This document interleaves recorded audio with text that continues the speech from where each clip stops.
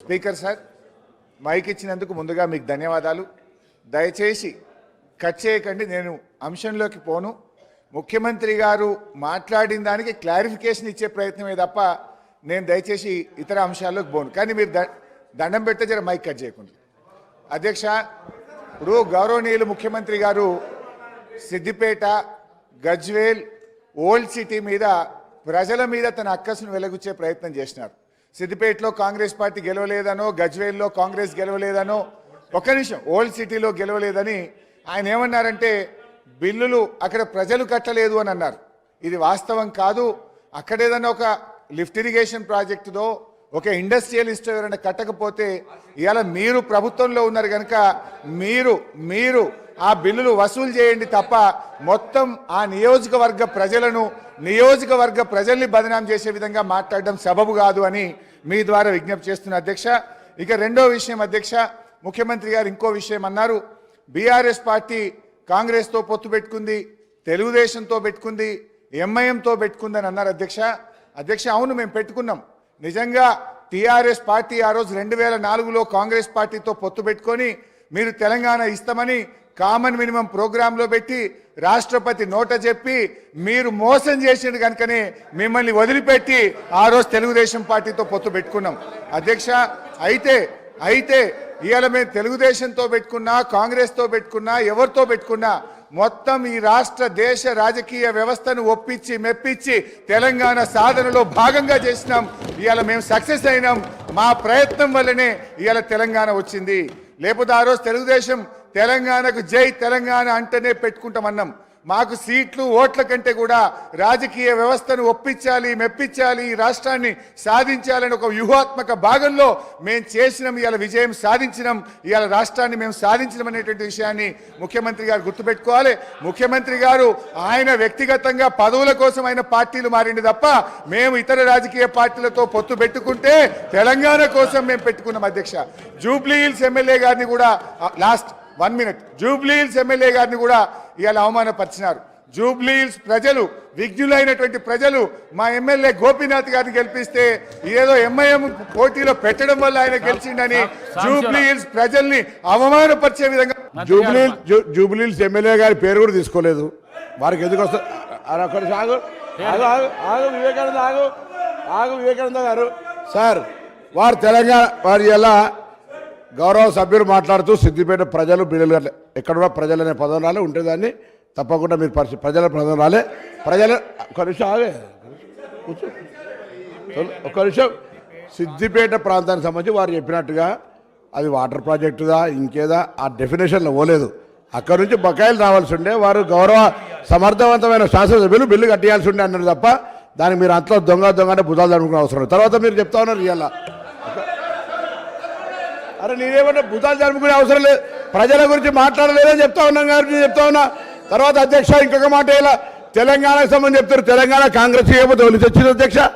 ఇలా తెలంగాణ తెస్తే మీరు 10 సంవత్సరాలు మంత్రులు, దయచేసి ఆ విషయం మర్చిపోవద్దు. ఇలా తెలంగాణ తేకపోతే తెలంగాణ పార్లమెంట్ ఆర్టికల్ 3 ఇవాళ మీ పార్లమెంట్ సభ్యులు కేశవరావు గారు కానీ కాంగ్రెస్ పార్లమెంట్ సభ్యులు లేకపోతే తెలంగాణ ఎక్కడ అధ్యక్ష?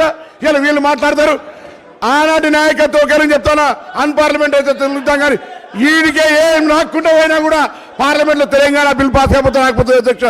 ఆనాడు స్పీకర్, లోక్సభ స్పీకర్, ఆనాడు సభ్యులు పోడియం దగ్గర లొల్లైతుంటే కూడా బిల్లు ఏ విధంగా పాద్యాలు చేస్తే ఇట్లా మాట్లాడితే ఇట్లా బరుగుతే ఎట్లా నడుస్తుంది అధ్యక్ష?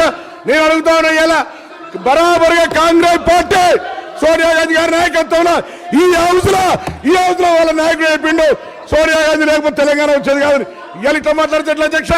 ఆనాడు ఉండే పరిస్థితి వల్ల మేము మళ్ళీ చెప్తున్నాం, మా రాజగోపాల్ రెడ్డి గారు, మా డాక్టర్ వివేక్ గారు, మేము ఆయన వాళ్ళ ఎంపీ కేశవరావు గారు, ఇలా శాసన మండలి చైర్మన్ సుఖాంజరెడ్డి గారు కానీ పార్లమెంట్ సభ్యులం లేకపోతే ఎక్కడిది తెలంగాణ అధ్యక్ష?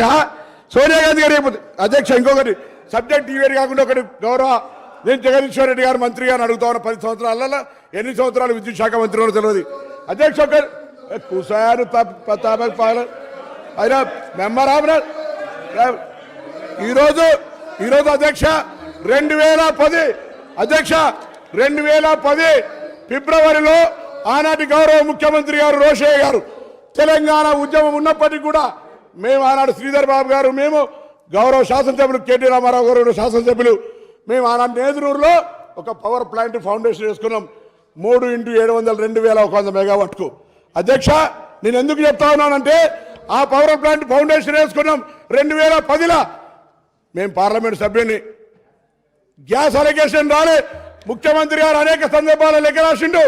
432 ఎకరాల జాగాను 13 కోట్లు పెట్టి ఆనాడు సేకరణ చేసిన. అధ్యక్ష, పొల్యూషన్ సంబంధించినటువంటి అన్ని అనుమతులు వచ్చినాయి.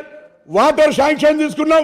దానికి సంబంధించిన పర్యావరణ అనుమతులతో పాటుగా మొత్తం అనుమతులు వచ్చాయి. అధ్యక్ష, మేము చేస్తలేమని గౌరవ సభ్యులు వేరే ఈ సభలలో పేర్లు వద్దు కాబట్టి చెప్తాను. నేను చెప్పినాక చెప్పు సార్, నేను చెప్పినాక చెప్పు సార్. నేను గౌరవ సభ్యులు మిగతా లేని వాళ్ళ పేరు తీసుకోవద్దు కానీ నేను తీసుకుంటలేను. వాళ్ళు మా పిండ ప్రదానం చేసిన అధ్యక్ష అన్నాడు. నేను బతికున్నటువంటి పార్లమెంట్ సభ్యుడిని ఆ ప్రాజెక్ట్ ఎందుకు చేస్తలేరని మా పిండ ప్రదానం చేశారు. ఇవాళ వీళ్ళు 10 ఏళ్ళ అధికారులు, మేమేం చేయాలి అధ్యక్ష? వీళ్ళకి ఇవ్వాలి ఆ ప్రాజెక్ట్ ఎందుకు కట్టాలి? బొగ్గులేని యాదాద్రి భద్రత చేస్తారు. నాకు సింగరేణి, నాకు కూతవేటలు ఉంటుంది. నా ప్రాజెక్ట్ ఎదురు ఎందుకు చేయాలి అధ్యక్ష? 432 ఎకరాల జాగా సేకరించి ఎదగట్లేదు ఉంది అధ్యక్ష. దానికి పర్యావరణ అనుమతులు కాదంటే మీకు పేపర్ పంపిస్తా. పర్యావరణ అనుమతులు, లోయర్ మేనర్ నుంచి నీటి శాంక్షన్, ఎవ్రీథింగ్. పబ్లిక్ హియరింగ్ కూడా అయింది అధ్యక్ష. పబ్లిక్ అరే రన్నింగ్ కామెంటరీ మంత్రివి, గౌరవనీయుడివి, నువ్వు ఇట్లా రన్నింగ్ కామెంటరీ చేసేట మీరు? నేను అడుగుతాను సభాధ్యక్ష, ఇది మర్యాద కాదు. నేను అడుగుతాను, నాకు బిడ్డగా నా పిండ ప్రయాణం చేసిరు.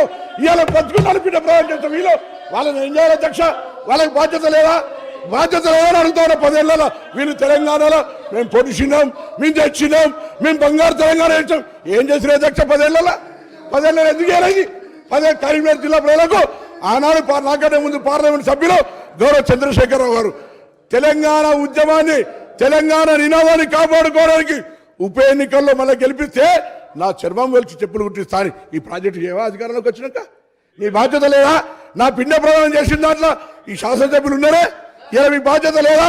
ఇలా మీరు మాట్లాడుతాను అధ్యక్ష. నా ప్రాజెక్టుకి సంబంధించి ఎందుకు చేయలేదో కూడా జవాబు చెప్పాల్సిన అవసరం నా జిల్లా ప్రజలకు వీళ్ళకు ఉందని మనం చెప్తాను.